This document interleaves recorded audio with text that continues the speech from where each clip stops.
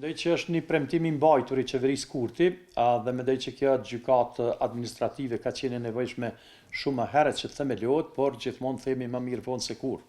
Ajo që është shumë e rëndësishme për qytetarët e Kosovës është se të gjitha çështjet, të gjitha lanë tani do të shkojnë me një gjykatë vetme, gjykatën administrative në Prishtinë, jo që do të ketë departamente të veçanta siç ka qenë deri më tani secila gjykatë themelore që ka pas departament të tillë, por këto janë konsideruar faktikisht si çështje civile dhe afatet e zgjedhjes së tyre kanë qenë tepër të mëdha. Do thotë një rast ka mund zgjas me themi kështu 5 deri 10 vite përfundimisht, këto kanë qenë pak a shumë do thotë informata ka Këshilli Gjyqësor i Kosovës dhe tani të gjitha çështjes do të përfundojnë në Prishtinë. Kemi diku rreth 22 gjyqtar me stafin përcjellës dhe mendoj që duhet të jenë efikas. Kjo gjykatë do të zgjedhë gjitha kontestet në kompetencën e saj që i ka dhe janë kontestet të shkallës së parë. Pastaj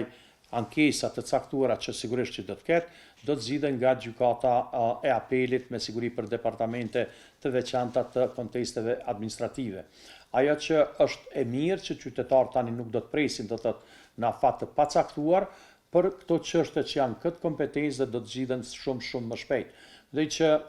është paksa me vonesë, mirë po më mirë që ta kemi në vitin 2026 se të kaloj edhe një periudhë e gjatë kohore. Dhe që do të ndihmoj edhe biznesit, edhe individëve të caktuar, edhe pensionistëve, edhe çështjeve të punës që janë dhe do të zgjidhet një konglomerat i çështjeve juridike shumë më shpejt, shumë më efikas dhe edhe në kohë po besoj që edhe në drejtësi, meqenëse se gjyqtarët do të jenë të specializuar, prej tyre pritet që të merren vetëm me këtë çështje, nuk do të merren me çështje të përgjithshme themi dhe rezultatet do të jenë shumë më të mira, efikase në kohë dhe efikase në ofrimin e drejtësisë për qytetarët e Kosovës, për biznese dhe për çështje të tjera që e bëjnë jetën më të lehtë për qytetarët e Kosovës, që të arrijnë drejtësi nëpër gjykata dhe jo që të merren faktikisht me çështje të tjera të kontesteve që kanë qenë thujase pamundshme të zgjidhen për një periudhë të gjatë kohore, mirë po kjo ka ndikuar edhe për çështje të investimeve të huaja, sepse një biznes i huaj, i cili dëshiron që të investojë me një shtet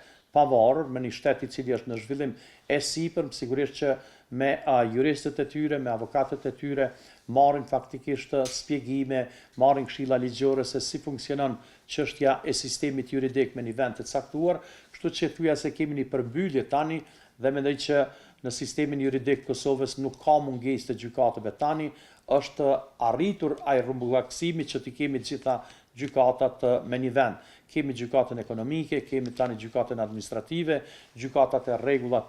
rregullta të gjitha departamenteve, për të gjitha lamit dhe shpresojmë që ky sukses i Kosovës të jep rezultate sa më të mira dhe sa më të shpejta. Duke pas parasysh që do të merren faktikisht edhe me çështje të themi të llogaritdhënies, siç e thatë ju, themi kështu edhe me organe kompetente të shtetit Kosovës, do të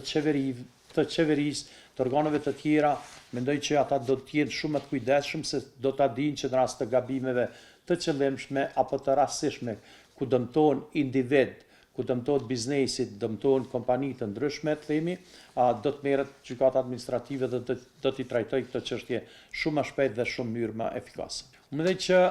do të ketë pak sfida, meqense ne kemi pas departamente administrative në të gjitha gjykatat e Kosovës, por mendoj që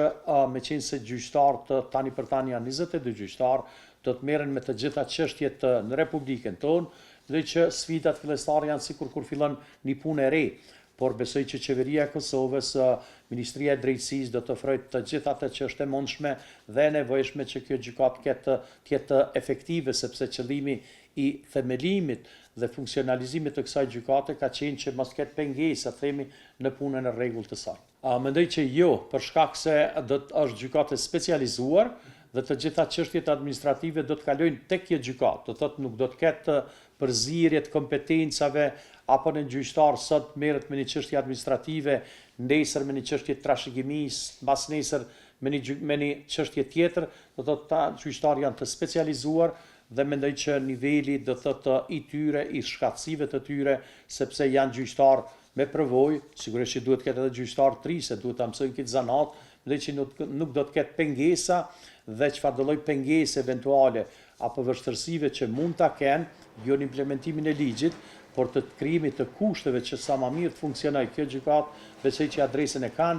kanë Ministrinë e Drejtësisë, prej cilës duhet kërkojnë gjithçka që të jetë funksionale dhe që ta kryejë punën e vet sa më mirë, sa më shpejt dhe me rezultate pozitive, që t'i zgjidhë këtë çështje, për shembull do të merret edhe me çështjet e punës, të cilat themi kështu janë tepër të ndihshme, do të merret me çështjet të pensioneve, do të merret me shumëri çështjes të cilët qytetarët e Republikës Kosovës e kanë pas tepër vështirë që të presin me vite të tëra për të marrë një akt gjykim. Pastaj çfarë do lloj akt gjykimi që ka pas në raste të caktuara, shpesh herë njëra prej palëve të pakënaqura ka paraqitur ankesë dhe për këtë arsye do të afati mesatari zgjidhjeve të tyre ka qenë mes 5 viteve deri 10 vite, tani nuk duhet të jetë as për afërt ajo, duhet shumë më shpejt që të zgjidhen këto çështje administrative, sepse qëllimi ka qenë që mos kemi vonesa në zgjidhjen e drejtë dhe të lehtëshme të këtyre çështjeve shumë specifike.